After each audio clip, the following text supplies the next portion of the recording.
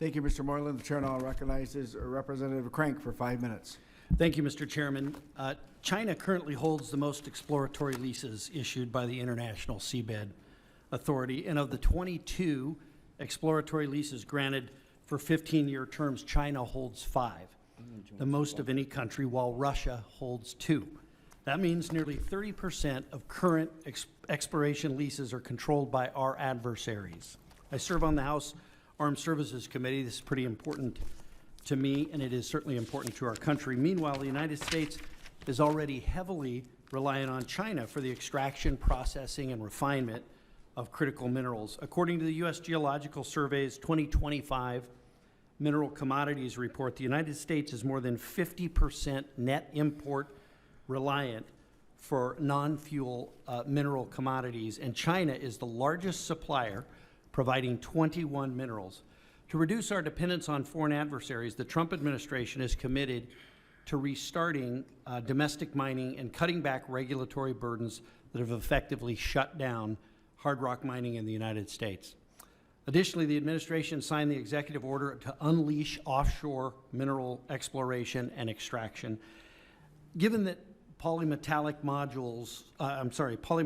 nodules on the ocean floor contain high concentrations of key critical minerals, we have to consider offshore extraction as part of a comprehensive strategy to reduce reliance on China. Mr. Barone, I raised concerns in our last hearing over the amount of exploration leases China holds. Based on your testimony, the United States seems to be catching up.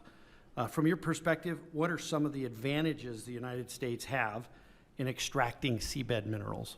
Well, the first one is a regulatory environment. As I mentioned, China signed the Treaty of UNCLOS, and so they are bound by the rules that are yet to be established by the International Seabed Authority.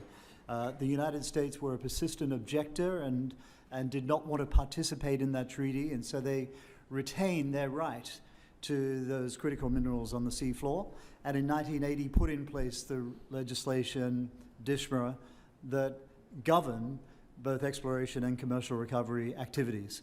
So permitting regulatory certainty is the first thing.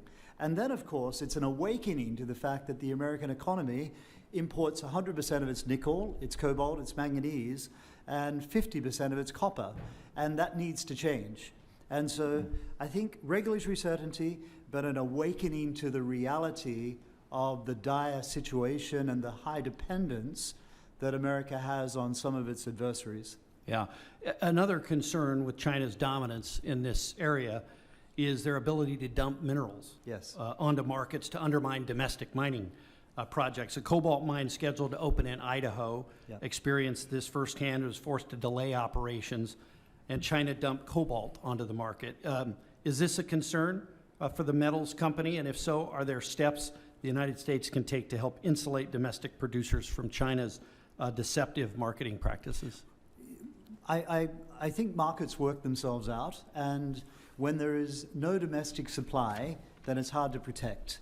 When there is domestic supply, then it's easier to protect. And funny enough, when we look at processing on USA soil, it's actually cheaper to refine and process those materials here than in China, or they're in Indonesia, or in Japan.